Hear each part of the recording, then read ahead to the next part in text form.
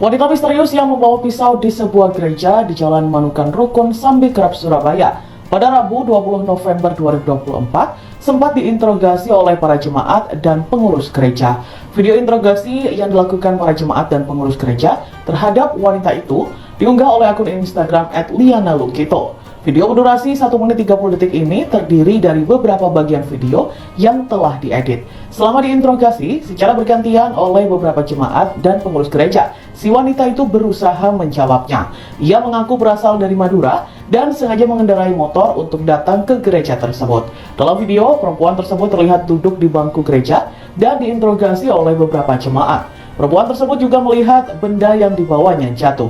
Seorang pria kemudian memastikan benda jatuh yang diduga pisau itu sudah diamankan. Perempuan itu kemudian bertanya kepada jemaat, apakah dirinya boleh ke mimbar pemuka agama di ujung ruang peribadatan. Seorang jemaat pun langsung melarangnya dan mengatakan mimbar tersebut hanya untuk orang tertentu. Perempuan tersebut juga bertanya tentang kitab yang ada di gereja. Setelah mengaku berasal dari Madura, perempuan itu menuturkan bahwa ada yang menyuruhnya datang ke gereja tersebut dan membawa pisau. Viral di media sosial, seorang wanita yang berjilbab masuk ke dalam gereja dengan membawa sajam. Nah, teman-teman, sajam yang dibawa wanita yang berjilbab ini diketahui saat jatuh di lantai. Ketika sajam tersebut jatuh di lantai, langsung jemaat mengamankan sajam yang dibawa oleh wanita yang berjilbab ini. Pada saat diinterogasi oleh jemaat, wanita berjilbab ini ia mengatakan kalau dirinya disuruh oleh seseorang untuk masuk ke dalam gereja. Siapa yang dibalik wanita berjilbab ini dan apa yang terjadi? Supaya saudara dan saya tidak salah menerjemahkan videonya, berharap teman-teman menyaksikan video ini sampai selesai supaya saudara dan saya tidak gagal paham di videonya yang berikut ini. Wanita misterius yang membawa pisau di sebuah gereja di Jalan Manukan Rukun, Sambikerap, Surabaya pada Rabu 20 November 2024 sempat diinterogasi oleh para jemaat dan pengurus gereja. Video interogasi yang dilakukan para jemaat dan pengurus gereja terhadap wanita itu diunggah oleh akun Instagram @lianalukito. Video berdurasi 1 menit 30 detik ini terdiri dari beberapa bagian video yang telah diedit. Selama diinterogasi secara bergantian oleh beberapa jemaat dan pengurus gereja, si wanita itu berusaha menjawabnya. Ia mengaku berasal dari Madura dan sengaja mengendarai motor untuk datang ke gereja tersebut. Dalam video, perempuan tersebut terlihat duduk di bangku gereja dan diinterogasi oleh beberapa jemaat. Perempuan tersebut juga melihat benda yang dibawanya jatuh. Seorang pria kemudian memastikan benda jatuh yang diduga pisau itu sudah diamankan. Perempuan itu kemudian bertanya kepada jemaat, apakah dirinya boleh ke mimbar pemuka agama di ujung ruang peribadatan. Seorang jemaat pun langsung melarangnya dan mengatakan mimbar tersebut hanya untuk orang tertentu. Perempuan tersebut juga bertanya tentang kitab yang ada di gereja. Setelah mengaku berasal dari Madura, perempuan itu menuturkan bahwa ada yang menyuruhnya datang ke gereja tersebut dan membawa pisau. Sambil meracau, ia mengaku jika menolak perintah tersebut, ia akan ditusuk. Di akhir video terlihat seorang pria memegang pisau kecil yang sebelumnya jatuh dari perempuan tersebut dan sudah diamankan. Kapolsek Lakan Santri, Kompol M. Akhyar mengungkapkan bahwa perempuan ini saat ini sedang menjalani pemeriksaan kejiwaan.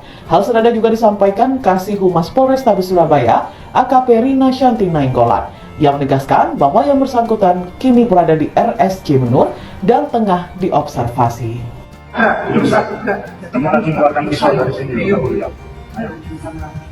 Itu bukan dari aku disuruh sama orang. Allah Ta'ala ya. Siapa? Allah Ta'ala itu orang. Allah itu Tuhan yang harus bilang orang kan? Bilang orang kan? Iya. Kalau orang itu yang sekalian sebelah. Iya, tadi katanya disuruh orang. Yang nyuruh bawa pisau. Iya. Tadi katanya Enggak, ada orang. orang yang ngasih. Siapa? Ada, kamu kenal orangnya? Laki-laki loh. Siapa? Iya, laki-laki tadi. Dia pakai kopi ya. Terus kenapa disuruh apa kamu? Katanya disuruh bawa pisau. Buat apa? Disuruh bawa ke sini. Buat apa?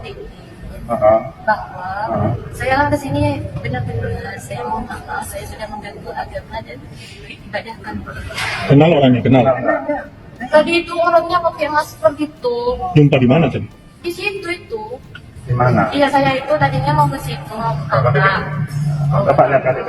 Punya kakak? Saya nggak punya KTP, saya umur baru 18 tahun. 18 tahun punya KTP. Belum, soalnya saya orang Madura.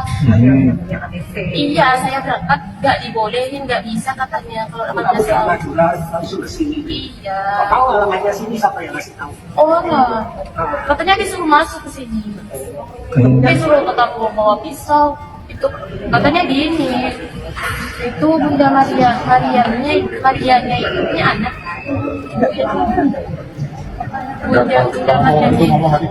Bunda Marianya itu bawa anak kan? Benar kan? Itu ada suaminya kan? Ada suaminya kan? Ya, jadi perempuan ini tadi dia datang ke gereja pada waktu misa ya, dan kejadiannya memang misa sudah selesai dan dia membawa sebilah pisau. Dan ketika ditanyain kenapa kamu datang sini, dia katanya disuruh sama orang pakai kopiah loh, katanya yang ada di luar. Tapi orangnya siapa nggak tahu juga gitu loh. Dan dia datang membawa pisau ke gereja, itu tentunya ada niat buruk tentunya ya. Pasti dia ingin melukai orang, entah ingin menusuk orang atau apa, saya kurang tahu. Tapi kalau saya lihat dari gaya dia ngomong, gaya dia ini sepertinya dia sedang atau sebelumnya itu dicuci otak. Dia dikasih tahu tentang Kristen atau Katolik dan lain-lain, dan kemudian itu yang disampaikan. Kelihatan sekali bagaimana dia kebingungan, linglung, ya kayak orang yang nggak tahu apa-apa gitu. Dan kemudian ketika dia datang, ya mungkin karena panik, takut, dia tidak melukai orang. Tapi yang lucu, dia ke situ malah ngajakin debat gitu. Ngajakin debat dan dia menanyai tentang bagaimana itu Bunda Maria itu punya anak, punya suami loh katanya. Maksudnya pertanyaan ini mau ngarah kemana? Ataukah dia, kalau saya lihat ya, saya analisa dari statement-statement yang sebelumnya, dia kan mengatakan bahwa Allah Ta'ala itu yang mengutus dia, dan Allah lah yang harus disembah, bukan Yesus itu yang mana dia adalah anak dari Maryam, dan Maryam punya anak, Maria punya anak Yusuf, punya suami Yusuf, memiliki anak Yesus yang disembah oleh orang Kristen dan orang Katolik begitu. Dan kalau saya lihat ini memang dia nggak ngerti sebenarnya, ini kasihan sebenarnya anak-anak baru 18 tahun, dia nggak ngerti tentang kekristenan, tentang doktrin Kristen. Jadi begini, kenapa Yesus itu sebenarnya dia disembah? Ya karena dia adalah Allah yang menjadi manusia. Nah, dalam Yohanes 1 ayat 14, firman itu telah menjadi manusia dan diam di antara kita, dan kita telah melihat kemuliaannya, yaitu kemuliaan yang berikan padanya sebagai anak tunggal Bapa penuh kasih karunia. Nah, firman telah menjadi manusia, dan kalau kita lihat Yohanes 1 ayat 1, pada mulanya adalah firman itu bersama-sama dengan Allah, dan firman itu adalah Allah. Dari sini sebenarnya sudah jelas bahwa Yesus itu Allah gitu, yang jadi manusia. Kenapa dia harus jadi manusia? Saya jelaskan berulang-ulang, itu adalah untuk melakukan visinya, yaitu menyelamatkan manusia dari dosa.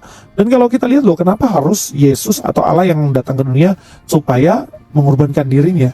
Karena hanya Allah yang bisa menjaga dirinya tidak berdosa. Seandainya saya orang berdosa, nggak layak untuk disalib dan tidak layak untuk menjadi kurban bagi manusia, nggak layak karena saya juga orang berdosa. Dan siapapun dunia ini nggak ada yang layak, nggak ada yang pantas karena kita manusia pasti jatuh dalam dosa. Tetapi Yesus Kristus itu adalah Allah sendiri, sehingga ketika dia jadi manusia, dia tidak memiliki dosa dan dia layak untuk mengorbankan dirinya menembus setiap dosa manusia. Dan ya wajar kita menyembahnya, wajarlah kita ini karena dia adalah Allah gitu. Dan konsep ini nggak akan pernah kamu pahami deh. Kamu aja nggak ngerti ajaran Kristen sebenarnya. Siapa yang mendoktrinasi kamu sebenarnya? Nah ini ya penyakit lama lah ya, menjelang Natal, menjelang Desember, orang Kristen bersuka cita. Nah ada orang-orang tertentu yang kepanasan, berusaha untuk menjelakai orang lain, berusaha untuk melakukan hal-hal yang buruk kepada orang-orang lain. Ya karena apa sih?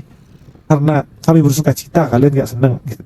Tapi yang menarik di sini yang perlu kita garis bawahi adalah orang-orang Kristen, orang Katolik yang ada pada waktu itu, mereka tidak dengan emosi main hakim sendiri melakukan sesuatu yang buruk kepada mereka. Ini ya respon yang beda ya.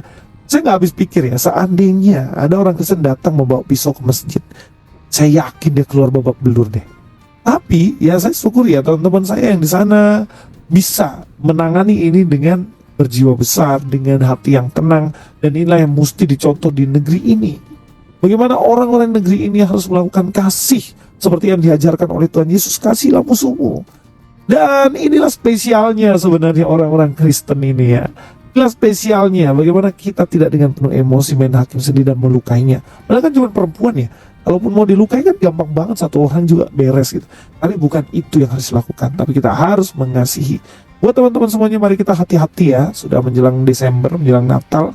Hati-hati, banyak berdoa untuk bangsa ini supaya tidak terjadi kekacauan. Nah teman-teman, itulah dia wanita yang berjilbab, di mana wanita ini ia masuk ke dalam gereja dengan membawa sajam. Nah teman-teman, ketika diinterogasi oleh sebagian jemaat, teman-teman, ada sesuatu hal yang aneh terhadap diri wanita ini. Keanehannya adalah yang pertama, ketika ditanya tunjukkan KTP-nya, wanita tersebut menjawab tidak punya KTP. Ini kejanggalan yang pertama. Yang kedua, wanita ini mengaku kalau ada orang yang menyuruh dia untuk masuk ke dalam gereja. Nah teman-teman, kita tidak tahu motif dibalik orang yang menyuruh wanita yang berjilbab ini masuk ke dalam gereja. Tapi yang terpenting, bahwa ada niat dan sesuatu hal yang niat jahat terhadap orang yang dibalik wanita ini. Karena mengapa? Wanita ini membawa sajam. Entah apa yang dia lakukan dan siapa yang dia targetkan, sehingga kelihatan ada sesuatu yang janggal, ya. Yang ketiga, wanita yang berjilbab ini, ia mempertanyakan kitab suci orang lain. Dan bahkan di dalam video tersebut terlihat bahwa ia berdebat dengan jemaat ketika dia ditanya, ya KTP-mu di mana? Mengapa Anda membawa sajam dan apa motivasinya? Terus siapa yang menyuruh Anda?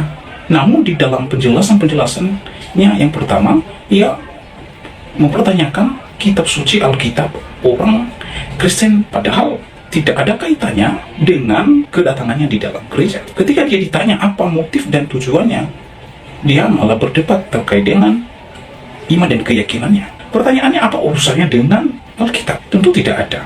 Ini kejanggalan yang ketiga, yang mempertanyakan kitab suci agama lain, sementara tidak ada kaitannya terhadap dirinya, bahwa Alkitab adalah kitab suci dan dasar iman kekristenan, tidak ada kaitannya dengan imannya. Ya, kalau ia memang mempertanyakan mengapa ia harus menembus masuk ke dalam gereja dan membawa sesuatu benda tajam, ada apa? Keempat, wanita yang berjilbab ini, ia meminta untuk naik mimbar. Ini keanehan yang semakin menjadi-jadi. Ia minta untuk naik mimbar, padahal di dalam gereja mimbar itu adalah merupakan tempat yang sakral. Tidak serampangan saja yang berdiri di atas mimbar, hanya orang-orang tertentu, hanya pendeta, pengkhotbah, ya, dan pelayan Tuhan. Sementara wanita ini bukan ranahnya, imannya dan juga keyakinannya. Lalu mengapa ia minta naik mimbar? Apa yang dia sampaikan? Jadi ini bahwa wanita ini ada maksud dan niat tertentu terhadap orang lain. Mengapa saya katakan demikian? Karena terlihat ada bukti bahwa ia membawa sajam. Yang kelima adalah pada video tersebut, wanita berjilbab itu yang menyebut-nyebut Allah yang dia sembah. Lantas apa kaitannya dengan gereja? Apa kaitannya dengan Alkitab, dengan imannya? Jadi kelihatan sekali bahwa motivasi wanita yang berjilbab ini ada niat sesuatu yang dia lakukan terhadap gereja. Ya, ada niat. Karena di dalam pengakuannya ia disuruh untuk masuk ke dalam gereja. Jadi ketika ditanya siapa, dia tidak kasih tahu. Nah kemudian untuk menghilangkan jejak, ketika ditanya KTP-nya, maka dia tidak menunjukkan. Dia tidak menunjukkan KTP-nya di mana. Ya, jadi jelas-jelas wajib kita mencurigai bahwa kedatangan wanita misterius ini ke dalam gereja adanya sesuatu terhadap agama Kristen. Ya, mohon kepada pihak yang terkait untuk menyelidiki kasus ini secara mendalam. Karena di balik perempuan yang berjilbab ini ada oknum yang menjadi dalang di balik ia masuk ke dalam gereja, ya. Dan di dalam penjelasannya ia menjelaskan bahwa memang benar ada orang yang menyuruh dia untuk masuk ke dalam gereja. Ya jangan-jangan ini anggota teroris. Kita patut dan mencurigai dan berhati-hati bahwa memang kerjanya teroris ini tidak padang bulu, ya, karena mereka sudah didoktrin ketika mereka melakukan aksi mereka, maka doktrin mereka adalah sesuatu hal yang luar biasa bagi mereka. Karena melakukan aksi tersebut, mereka mendapatkan upah, bahkan mereka mati syahid dan masuk surga. Nah ini satu doktrin yang sangat menyesatkan umatnya sendiri. Masa ketika engkau melakukan aksi terhadap orang lain, dan aksi tersebut membahayakan nyawa orang lain, Anda meyakini bahwa itu sesuatu hal yang baik? Ini konyol dan kocak. Ya, kalau ada Tuhan seperti itu yang menyuruh umatnya untuk melakukan hal itu dengan tujuan untuk mendapatkan hal yang baik, surga dan lain sebagainya, Saya pikir Tuhan tidak mengajarkan hal demikian. Tuhan tidak mengajarkan demikian untuk membahayakan orang lain. Tidak seperti itu. Jadi oleh sebab itu, sekali lagi pada pihak terkait untuk diusut tuntas kasus ini,